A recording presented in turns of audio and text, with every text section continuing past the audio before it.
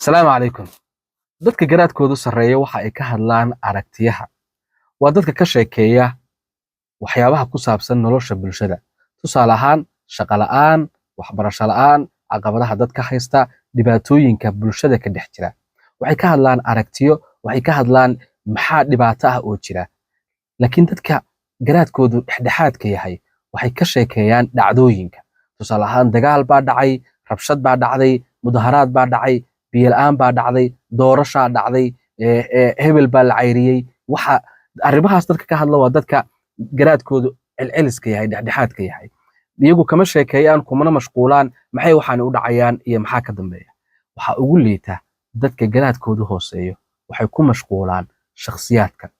Waxay ka hadlaan hebel baa waxaa sameeyey, hebel ayaa sidaas ku dhacday, waxaasaa yimid, hebel waxaasuu xidhay, saasaa nolosha dadka ayay ku mashquulaan. Adigu keebaa tahay?